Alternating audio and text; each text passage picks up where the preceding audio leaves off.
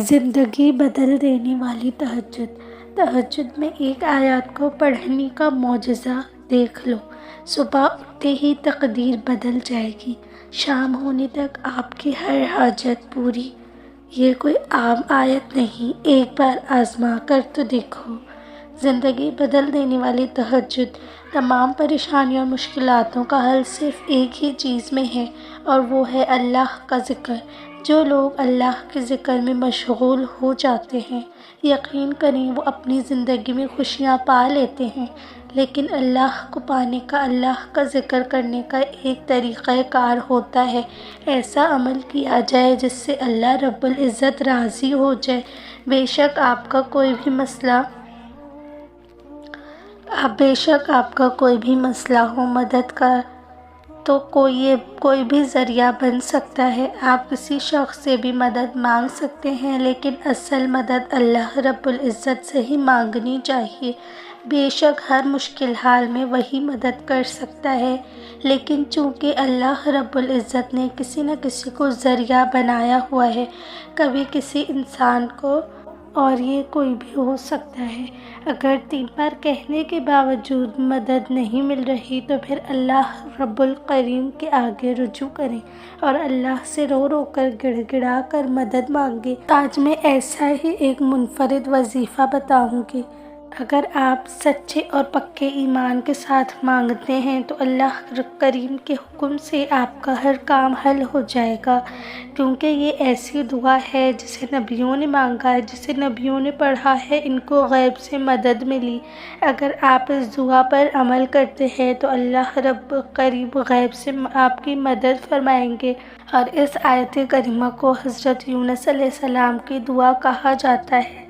اب اس کو حضرت یونس کی دعا کیوں کہا جاتا ہے؟ جب حضرت یونس علیہ السلام مچھلی کے پیٹ میں تھے، 40 دن وہ مچھلی کے پیٹ میں زندہ رہے۔ یہ اللہ کریم کی قدرت ہے، اللہ کی شان ہے۔ تو ان 40 دنوں میں حضرت یونس علیہ السلام نے اللہ سے یہ آیت مبارکہ پڑھ کر اس کو حضرت یونس علیہ السلام کی دعا کہا جاتا ہے، کیونکہ حضرت یونس علیہ السلام نے یہ کلمات پڑھے تھے، تو لہٰذا ایسے کلمات جنہیں نبیوں نے مشکلات میں پڑھا ہو تو یہ آپ کے لیے فائدہ مند کیوں نہیں ہوں گے۔ بات یہ ہے کہ ہم چیزوں پر عمل نہیں کرتے ہیں، جو ہمیں بتایا جاتا ہے اس پر عمل نہیں کرتے، ہم اللہ کریم کے آگے جھکنے کی کوشش ہی نہیں کرتے، ہم اللہ سے مانگنے کی کوشش ہی نہیں کرتے۔ اللہ رب العزت اپنے بندے سے اتنا پیار کرتا ہے کہ وہ تو خود فرماتا ہے مجھ سے مانگو، اگر تیری کوئی رضا ہے، کوئی حاجت ہے مجھ سے مانگ۔ اب یہ وظیفہ آپ کیسے کریں گے؟ آپ کی بڑی سے بڑی کوئی حاجت ہے، تہجد کا ٹائم بہت بہترین وقت ہے۔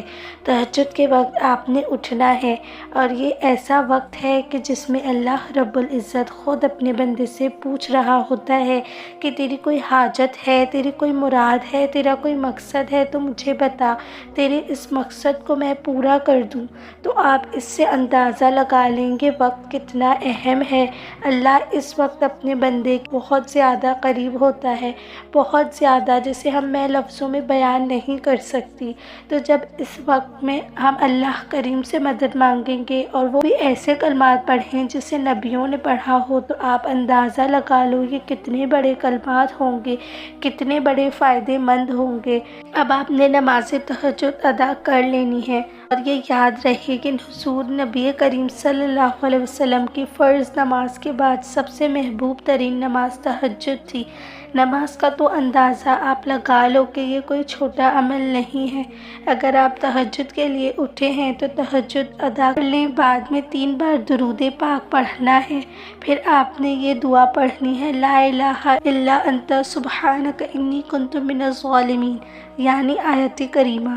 اس کو آپ نے 10 بار پڑھنا ہے، اور پھر آخر میں 3 بار درود پاک پڑھنا ہے۔ یاد رہے کہ آپ نے یہ سب سجدے میں جا کر پڑھنا ہے۔ براتی چلوں سجدے میں جا کر 3 بار درود پاک، 10 بار آیت کریمہ، پھر 3 بار درود پاک پڑھ لیں، پڑھ کر دعا کریں، اپنی بڑی سے بڑی حاجت کو اللہ کریم کے سامنے رکھیں، انشاءاللہ فائدہ یقینی ہے۔ محترم بھائیوں، حضرت نعمان بن بشیر رضی اللہ تعالیٰ تعالیٰ عنہ کہتے ہیں کہ میں نے رسول صلی اللہ علیہ وسلم سے سنا ہے، آپ یہ حدیث بیان فرماتے ہیں کہ آپ نے فرمایا، اور ان حلال و حرام کے درمیان کچھ شے والی چیزیں ہیں جنہیں اکثر لوگ نہیں جانتے، تو باشباہت سے بچ گیا، اس نے اپنی عزت اور دین کو محفوظ کر لیا، اور جو شے والی چیزوں میں جاگ رہا وہ حرام میں داخل ہوا۔